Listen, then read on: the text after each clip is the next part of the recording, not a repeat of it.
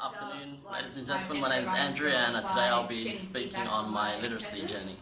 Right. The metaphor that I've chosen is the popular quiz show Who Wants to Be a Millionaire. The reason why I chose this metaphor is because my journey started off deceptively simple, but gradually it got harder and harder. Similar to a quiz show, it got harder, but differently to a quiz show, it got exponentially harder. What that means is from prep to year 12, I found school in English pretty easy, but perhaps due to that sense of overconfidence, when it came to the $1 million questions, I dropped the ball and I tried to grab at all the lifelines, but that wasn't quite enough. Luckily, though, I scraped by and I got the grades that I needed to get into university. Right, the next part of my presentation will be my journey. My language and literacy journey began when I was a baby. I was raised in a Vietnamese-speaking family where my parents urged me to speak in Vietnamese at home and English when I'm at school. There was a phase where I became confused between English and Vietnamese words. I couldn't tell if the word was English or Vietnamese because, to me, they were both just words. That phase didn't last very long because when I went to school and started interacting with others in English, it became clear that English was very different to Vietnamese. My friends couldn't understand Vietnamese, so that was a good distinction. As early as I can remember, my dad would take me and my sister to the library and urge us, or to put it more simply, he forced us to borrow books. I didn't like being forced to read, but once I picked up the books, I found it hard to put down.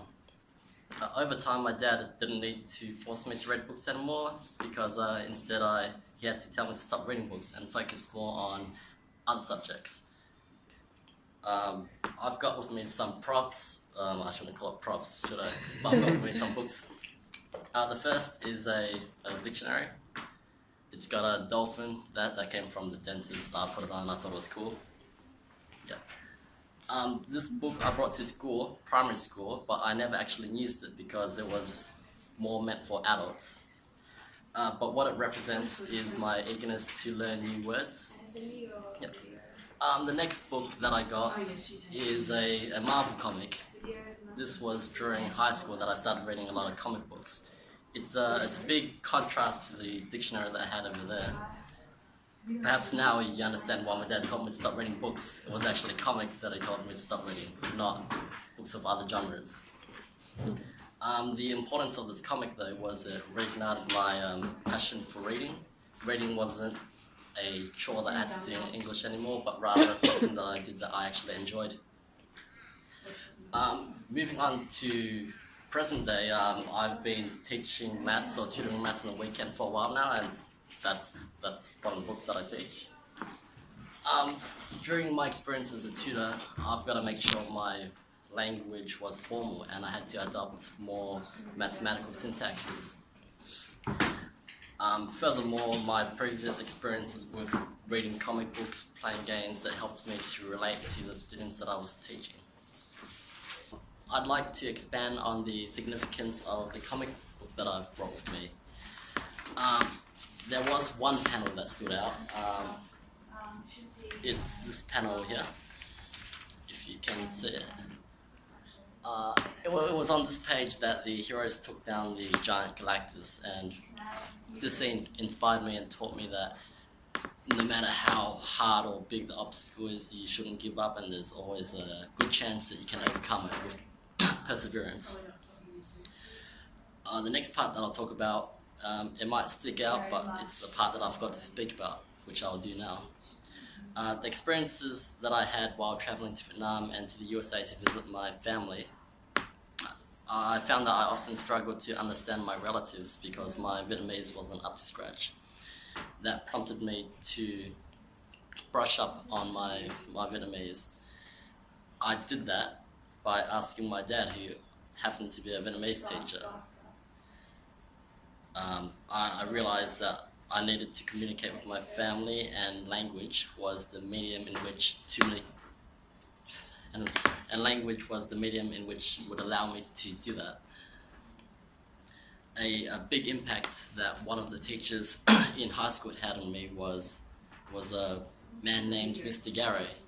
He was my physics teacher who emphasized the importance of understanding definitions before trying all else. I was in awe when I realized that formulas in maths were just symbols that stood for words and they related to each other using logic. Similar to sentence structures, formulas in maths have their own rules, and these rules are kind of like similar to grammar in English. It's important to follow these rules because a lowercase a could be completely different to an uppercase A. So in many ways, mathematical rules are more strict than rules in English. Yeah. Mr. Gary, he was the guy that inspired me to become a teacher myself, which I'm learning to do now. Also, due to the struggles that I had in Year 12, struggling with English, I'm now able to relate to the students that I'm teaching on the weekend. I'm able to offer them support and tips on how I overcame the problems that they now face themselves. I also found that oftentimes when students misbehave or refuse to do work, it's not because they're naughty, but rather because they need help. It's a sign that they need help if you can identify it. Moving on to the final part of my talk, I'll be speaking about my strengths and weaknesses. My strengths lies in having a broad range of knowledge due to my exposure with books of many genres. The weakness that I've got is my inability to stick to strict writing formats. One example is language analysis. Another example is spelling. I'll address the spelling part later. I disliked the strict essay formats in high school because they forced us to adopt structures such as TIL. That hardened my ability to freely express my thoughts into words. Oftentimes we had to memorize upwards of 10 quotes to use on an essay, of which I'd be lucky if I used 2.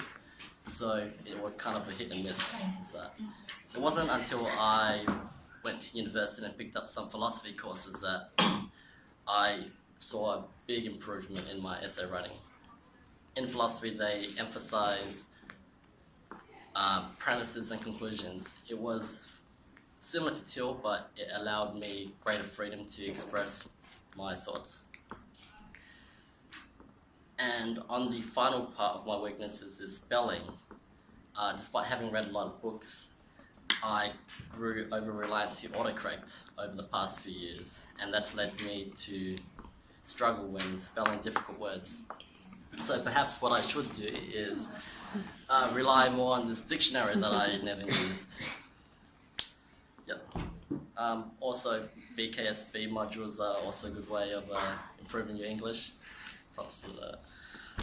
Alright. So my language journey so far has had its ups and downs, but luckily for me, unlike a quiz show, my journey doesn't end here, but it's ongoing. Thank you.